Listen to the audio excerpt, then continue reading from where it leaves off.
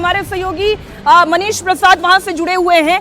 इसी press release का एक और हिस्सा है जिसमें कश्मीर की स्थिति के बारे में डिफेंस बता रही है कि Pakistan has increased the intensity of its unprovoked firing across the line of control.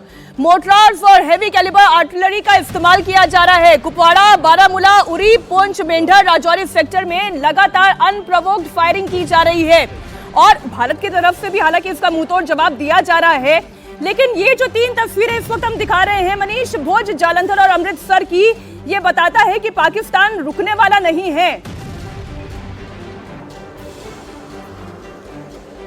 Meenakshi, Pakistan ने इसको एस्केलेट कर दिया है। हमने बिल्कुल साफ कर दिया था और कि हमने जो टारगेट किए हैं वो आतंकी अड्डे हैं। 9 के 9 आतंकी अड्डे हैं जो कि आतंकियों की पनाहगाह है और भारत में इस समय आतंकी वारदातों के लिए जिम्मेवार हैं।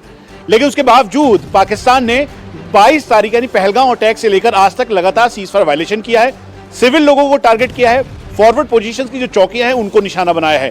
अब कल ऑपरेशन सिंदूर के हो जाने के बाद से लेकर अभी तक पाकिस्तान ने एक बार फिर से जितनी वाइटल इंस्टॉलेशंस हैं, भारतीय सेना के जो मेन हेडक्वार्टर्स, मेन कोर या एयरफोर्स बेसेस हैं, उन सबको निशाना बनाने के लिए एक ऑपरेशन लॉन्च कर दिया ताकि वो अपनी जो बात है वो रख सके और खासतौर पे जो आतंकियों को समर्थन करने वाला ये पाकिस्तानी आर्मी है वो इसको एस्केलेट करती हुई नजर आई। इसीलिए भारतीय सेना ने और भारतीय वायुसेना ने चारों तरफ से किलाबंदी की और फिर उसके बाद उनके जो रडार्स हैं उनको ध्वस्त किया, उनके जो एरियल थ्रेट्स यानी आर्म्ड यूएवी हैं उनको नष्ट किया, उनकी मिसाइल्स हैं उनको थ्रेट नष्ट किया। उसमें सरफेस टू सरफेस यानी जमीन से जमीन पे मार करने वाली करीबन 110 किलोमीटर तक जैसी जो मिसाइल थी उनको ध्वस्त किया। उसके अलावा एयर टू एयर मिसाइल जो कि उन्होंने लॉन्च की थी एक फाइटर एयरक्राफ्ट के जरिए उसको नष्ट किया और उन सब की डेब्री अलग अलग जगहों पे भुज से लेकर जम्मू कश्मीर के श्रीनगर तक अलग अलग इलाकों तक जो डेब्री है उन सबको इकट्ठा करके